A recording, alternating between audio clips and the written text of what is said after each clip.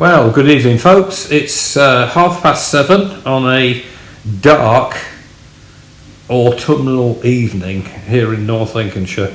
Summer is over, that's quite clear. What a bore. Oh dear, winter imminent.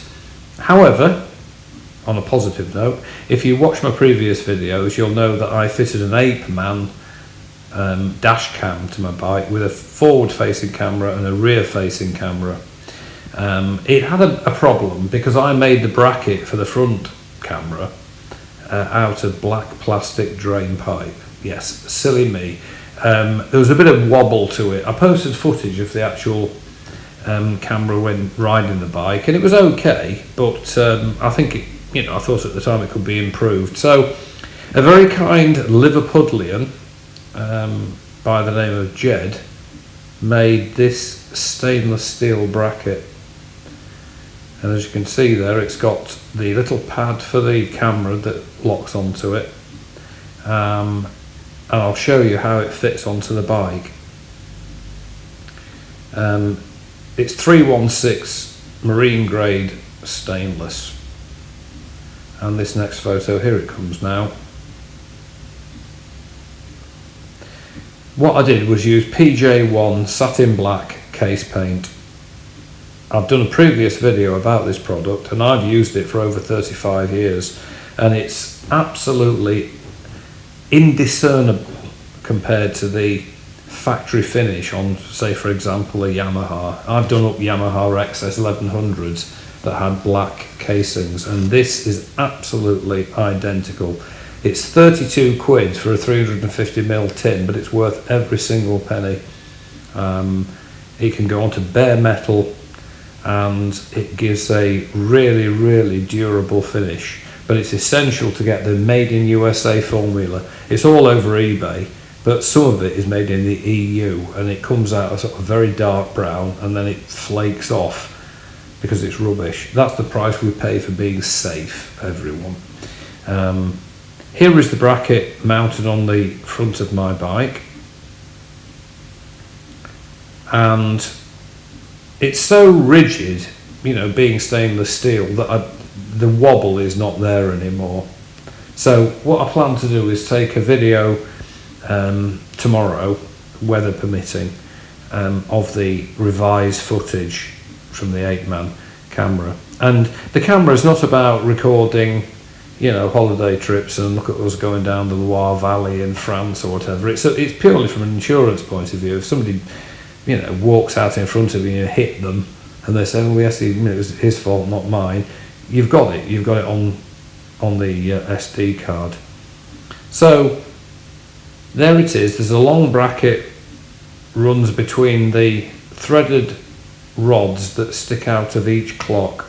Now on a stock bike, they have dome nuts, stainless steel dome nuts actually, but I've replaced them with flange nuts because I have a small cockpit screen and none of this is visible when the bike is together. But you can just put the original dome nuts back on. I lost them actually, so hence using those, but anyway, they can't be seen. And here it is with the camera sitting on the it's like a plinth really, bent towards the rider. It doesn't interfere with the clocks. You can see your warning lights, speedo needle, and the Apeman camera system is, well, I paid 42 quid for it, which is amazing really. It's 1080 resolution at the front and 720 at the back. As I said, I've already posted footage, but I'll do it again to post wobble, and there it is from the front of the bike. That's going through a tinted screen, not heavily tinted, but the camera itself adjusts the exposure. So if you have a GoPro type thing and you ride along and you go from sunlight into, I don't know, a shady forest, the exposure of the camera will adjust itself to make sure it is a visible footage, and that's what this does. For 42 quid, it's amazing. I'll put a link in my previous video. Here's another shot of the same thing. So it's sitting on a black plastic, sorry, not plastic, stainless steel plinth, pointing forwards, going through the screen. And, you know, really not being too melodramatic about it, you know, it could be the difference between getting points on your license or not, you know. If somebody swerves in front of you and slams the brakes on and you hit them, the insurers will tell it's your fault because you hit them from behind. We say, well, hang about, he was driving like a lunatic, swerved in front of me and slammed his brakes on, you know.